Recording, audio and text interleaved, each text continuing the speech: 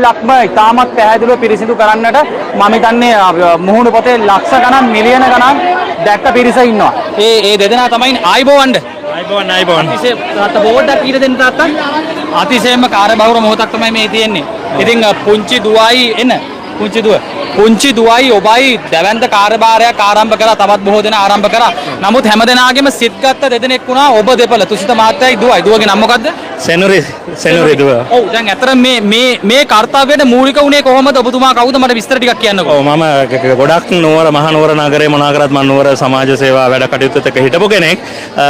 මූලික අවස්ථාවේ Facebook මාධ්‍ය ඔස්සේ නිෂි දිශානායක කියලා සහෝදරියක් පෝස්ට් එකක් පළ කරනවා නුවර කුණු ටික එකතු කරන්න අපි ෆුල් ටයිම් මේ දින 10 තුලම අපි එකතු වෙමුද කියලා. ඉතින් ඒකෙදි මම ටක් ගාලා එයාට කතා කරා. අපි ටක් ගාලා WhatsApp group එකක් හැදුවා. අපි පැය කීපයකින් 10ක විතර ප්‍රමාණයක් එකතු වුණා. ඇත්තටම ඒකෙන් ක්‍රියාකාරී සමාජිකයෝ 200ක් විතර හැමදාම ඇවිල්ලා මේ වැඩේ කරන්න එකතු වුණා. ඒකෙන් විශාල මේ සහනයක් වුණා. මොකද නගර සභාවේ සහෝදරයන්ට ඇත්තටම මේ වැඩ කරන සහෝදරයන්ට දෙගොල්ලටම ඊටාම අසීරු තත්ත්වයක් ආවා. ඉන්න ප්‍රමාණය මදි සහ ඒගොල්ලෝ බලාපොරොත්තු නොවුණු කුණු ප්‍රමාණයක් ජනගහනය වැඩි වීමත් එක්ක කුණු ප්‍රමාණයක් මහනුවර නගරයට වැටෙන්න පටන් ගත්තා. නුවර අපි දීපු දන්සල් වලින් දීපු දේවල්ම තමයි කුණු බවට පත් වුණේ. විශේෂයෙන් කියන්න ඕනේ මේගොල්ලෝ කවුරුත් මේ පිටින් නුවරට කුණු හැලුවා කියලා මේ පුවත්පත් මාධ්‍ය වලත් දැක්කා. ඉතින් කවුරුත් නුවරට පිටින් ගෙනල්ලා කුණු හැලුවේ නැහැ. ඒගොල්ලෝ අපි එදිනදා පරිභෝජනයට ගත්ත කෑම සහ බීම අත්‍යවශ්‍ය ද්‍රව්‍ය වල බැහැර කරපු ද්‍රව්‍ය තමයි ඉතින් මහපාරට වැටුනේ. ඉතින් ඒකට කාටවත් දොස් කියලා වැඩක් නැහැ. ඒගොල්ලන්ට මේ මඩ ගහලා වැඩක් නැහැ. අපි ඒකට සූදානම් වුණා. අපි මේ වැඩේ කරා. මේ වෙනකොට එක වීදියකවත් පළවෙනි දවසෙන් දෙවෙනි දවසෙන් පසුව එක වේදිකවත් එහෙම කුණු එකතු වෙන්න දෙනවා. පැය භාගෙන් භාගයට අපි මේ වැඩේ පටන් ගත්තට පස්සේ ඇත්තටම මේ විශාල පිරිසක් ආයතන මට්ටමින් පාරට දැස්සා. ඉතින් මේ වැඩේ සාර්ථකව කරා. නගර සභාවට ලොකු සහායක් ලැබුණා එකෙන් මේ ස්වේච්ඡා සංවිධාන වලින්.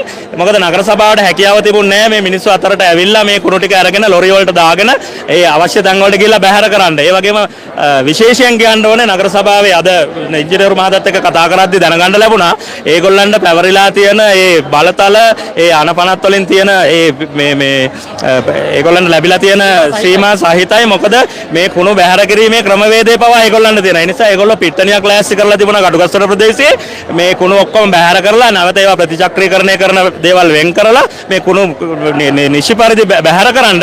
නමුත් ඔවුන්ට ඒ හැකියාව ලැබුණේ නැහැ. ඊයේ දවසේ වෙද්දී කුණු ටොන් 500කට වැඩි ප්‍රමාණයක් ටොන් 500කට වැඩි ප්‍රමාණයක් විශ්වාසයෙන් කියන්නේ ඉංජිනේරු මහතා අපේ නාමල් මහතා මහනුවර මහනගර සභාවේ පැහැදිලිව කරා ටොන් 500 ඉක්මවා ගෙහින් තියෙනවා. හරියටම ගාණක් කිව්වා 500 ගාණක්. නමුත් 500 ඉක්මවා ගිහිල්ලා තියෙනවා. ඒ ප්‍රමාණය කිසිසේත්ම ඕවර් කැපැසිටි. ඉතින් මේක කරන්නම බැරි.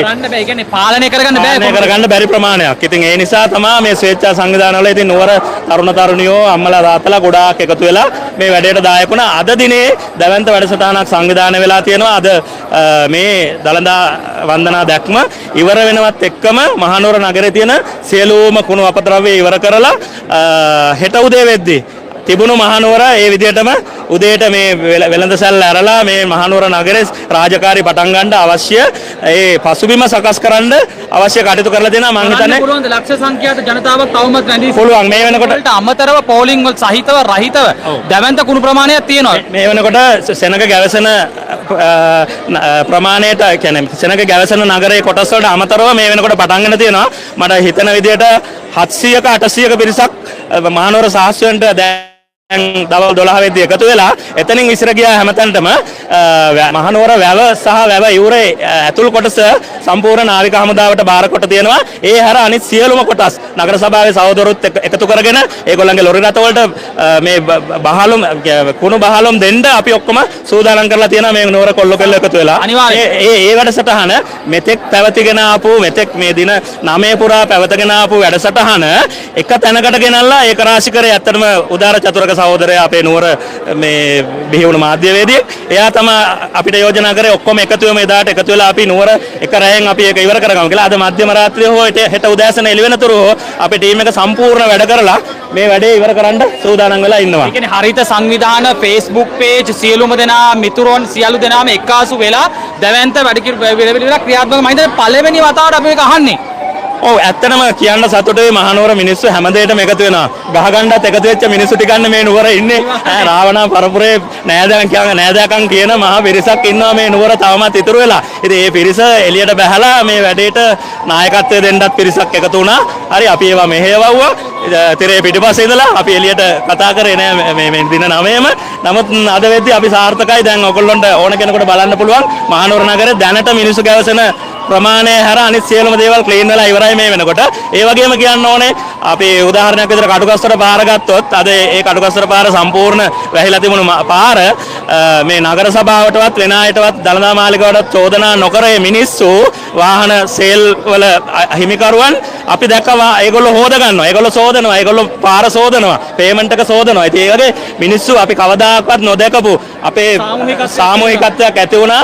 ඒක හැමදාම ඇති වුණේ බෞද්ධ සංස්කෘතිය ඇතුලේ විශේෂයෙන් දළදා වංශය වැඩිහිට මහනුවර රුවන්වැලි සෑය ජයසීමා බෝධිය ආදී මේ අපේ මහා සංස්කෘතිය ගොඩනැගුණු තැන් වලින් තමයි මේ සාජීවනයේ ඇති වුණේ. මොකද දේශපාලනිකව රට බෙදලා තියෙනවා. තවත් යම් කාණ්ඩ වලට බෙදලා තියෙනවා. අපි නුවර අපි ගාල්ලේ අපි මාතර එහෙමත් බෙදලා තියෙනවා. Facebook එකේ බෙදලා තියෙනවා. හැමතැනම බෙදලා තිබ්බ බෙදිල්ල අපිට එකතු කරන්න පුළුවන් වුණා අපේ බෞද්ධයාගේ මුදුල්මන් කඩින්. ඉතින් ඇත්තටම සතුටුයි පුංචි දුව නම් මොකද පුතේ? සෙනුරි. ඔව් සෙනුරි. ඔව් සෙනුරි අපි දැක්කා තාත්තත් එක්ක එකතු වෙලා පුදුමාකාර කැපවීමකින් දින 9ම නේද දුව? සතුටුයිද මේ වගේ වැඩක් කරන්න ලැබීම සම්බන්ධයෙන්? දුවට මොකද දෙන්න තියෙන ආදර්ශය අපේ සමාජයට අපේ අම්මලා තාත්තලා නැන්දලා මාමලට?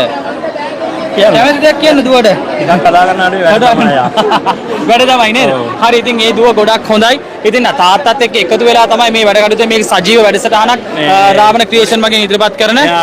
තමයි යා චූටි කාලේ 3 වසර වෙද්දී මහනුවර මෙයා සල්සෙක්ස් ඉස්කෝලේ ඉගෙන ගන්නේ රටට අනිවාර්යෙන් ආහාර අවශ්‍යයි කියලා ෆාම් එකක් හදන්න ඕනේ කියලා යෝජනා කරලා සෙල්ලම් කරන්න සෙල්ලම් බඩු එපා කියලා ෆාම් එකක් ඕනේ කියලා සෙනුරි ගාඩන් කියන ෆාම් එක හදපු කෙනා තමයි මේ ඉන්නේ. ඉතින් බලන්න කොච්චර හොඳ ඒ කියන්නේ අවුරුදු කීයේද නේද?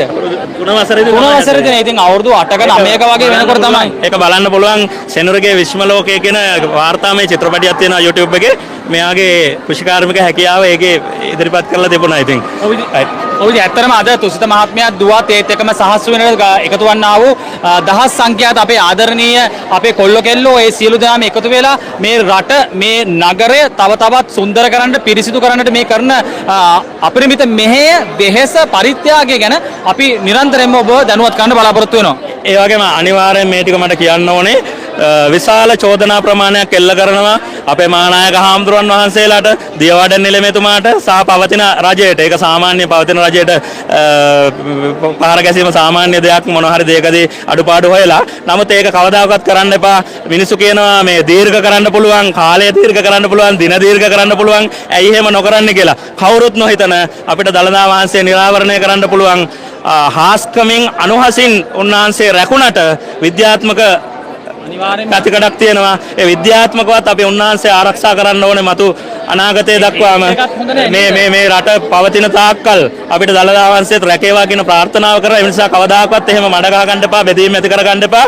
අපි අවශ්‍ය කියන්නේ පුළුවන් ධාරිතාවක් තියෙන ඕනම කාරණාවක. ඒ නිසා මේ කාගේවත් වරදක් හෝ මේ ඒ කියන විදිහට කරන්න බෑ. අපි දළදා වහන්සේ ආරක්ෂා කරගත යුතු කාරණාවක් තියෙනවා. සිහල දෙමළ මුස්ලිම් ගොඩක් අය එකතු වෙලා වැසිකිලි ගැසිකිලි පහසුකම් නැති වුණා ජනතාවට මේ පල්ලි ඇරලා දීලා තිබ්බා. විශේෂයෙන් කියන්න ඕනේ මේ කාරණාව මේක එඩිට් කරන්න නැතුව දාන්න. කිසිම ආකාරයකින් එහෙම මේ කිසිම ආකාරයකින් මුස්ලිම් කාන්තාවක් මම හිතන්නේ වසරකට එක වතාවක් පමණයි පල්ලියට ගන්නෙ. ඒගොල්ලන්ගේ ආගමේ තියෙන සංකල්පය මත, ඒ ආගමේ තියෙන න්‍යාය මත. නමුත් අපේ සියලුම කාන්තාවන් දරුවන් ඇතුළු සියලුම දෙනා පල්ලි වල ඇවිල්ලා පල්ලි වල නිදා ගන්න අවස්ථාව දීලා ඒ වැසිකිලි පහසුකම් දීලා තව 4 දෙනෙක් ඒ පල්ලියේ එන මිනිසුන්ට සේවය කරන්නත් යොදවලා තියෙනවා වුන්.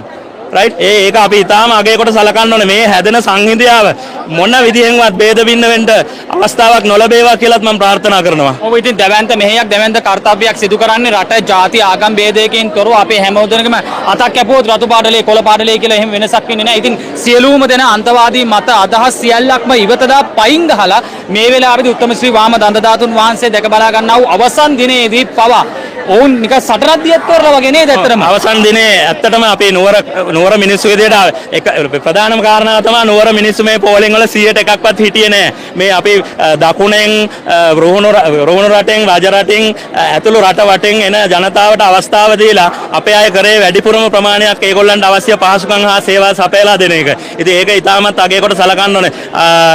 ලොකු මම කලිමුත් ප්‍රකාශ කරා ලොකු මතවාදයක් තිබුණා මේ දළදා වහන්සේ අයිති උඩ රටටද බාර දුන්නේ. මොකද්ද මේ අපිට මේකේ අයිති නැද්ද? රත්නශ්‍රී මහත්තයා ලියනවා එක වෙලාවකදී පාත ඉඳන් අපි ආවේ නාමල් පූජා කරන්න දළදා හාමුදුරනේ පාතමාලයට වඩින්න කියලා.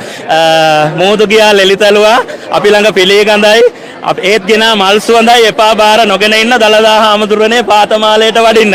නමුත් දළදා හාමුදුරුවෝ දැන් පාතමාලයට වඩින්න ඕනේ මේ ආපු රටවටෙන් ආපු සියලු දෙනාම උඩුමහලට ගෙනියන්න මේ කන්ද උඩරට ජනතාව අවශ්‍ය සියලු කටයුතු සංවිධානය කරා. කෙසේ හෝ අවශ්‍ය කාල සීමාවෙදී කාට හරි මේ යන්න නොලැබුණා නම් අපි උඩරට ජනතාව විදිහට අපි සමාවායද සිටිනවා ඒගොල්ලන්ගෙන් නැවත අවස්ථාවක් ඒ අවස්ථාව ලැබෙවි. ඒ අවස්ථාවේදී ඕගොල්ලන්ට ඒ අවස්ථාව ලැබෙනවා. ඉතින් තුසිත මහත්තයා ඉතාමත්ම කාර්යබහුල අවස්ථාවක තමයි අපේ එක වචනයකට ගරු කරලා සැලකලා තමයි මේ ආවේ. ඉතින් අපේ දුවටත් තුසිත තාත්තටත් ඉතින් බොහොමත් ස්තුතියි. අපි දවසක නිදාසේ හම්බෙලා කතා බහ කරමු මේ සම්බන්ධයෙන්. විශේෂයෙන් කියන්න ඕනේ මේ ඇත්තටම මේක මගේ වැඩක් නෙවෙයි. අපි සාමූහික ක්‍රියාදාමයක්. ඒගොල්ලෝ මේ වෙනකොට හැම තැනම ගිහිල්ලා මේ වැඩේ නියැලේ ඉන්නවා. ඒ නිසා අපේ මේ සහෝදර සහෝදරියෝ සියලු දෙනා ඉතාම ආදරෙන් මතක් කරනවා. ඒගොල්ලෝ ඔක්කොගේම ශක්තිය තමයි මේ එකතෙන් වෙලා මේ මහනුවර පිරිසුදු කරගන්න. තව එක දෙයක් කියන්න ඕනේ. ගොඩක් අය අහලා තිබුණා ඇයි මේ මොකද්ද මේ කුණු වයින් කරන්නේ? මොකද්ද මේගොල්ලන්ට තියෙන වගකීම මේකේ? මහනුවර මහනගර සභාවේ වගකීම. නමුත් අපිට වගකීමක් තියෙනවා. මහනුවර සියලුම ජනතාව පානීය ජලයේ අවශ්‍යතාවය ඉෂ්ට කරගන්නේ මහවැලි ගඟෙන්. කටුගස්තොට සහ ගැටඹේ ප්‍රධාන ජල සම්පාදන ආයතන දෙකෙන්. අනිවාර්යෙන් දළදා ප්‍රදර්ශනයක් හෝ දළදා පෙරහැරක් අවසානයේ මහා වැහි ඇද හැලෙනවා. ඒක සම්ප්‍රදායේ එදා සිට අද දක්වා මේ කාල සීමාව ඇතුළත මේ බක් මාසේ අනිවාර්යෙන් වහිනවා. මේ තියෙන කුණු ඔක්කොම හොදගෙන යන්නේ මහවැලි ගඟට. ඒ මහවැලි ගඟට ගියාම මේ මහනුවර නගරේ සියලු දෙනා ජලය බොන්නේ ඒ වතුර. ඒ නිසා හේදලා මුහුද මේ ගඟට යනවා. ඒ ගඟේ වතුර ඊට පස්සේ නැවත පානය කරනවා මිනිස්සු. ඒ නිසා අපි උපරිම උත්සාහ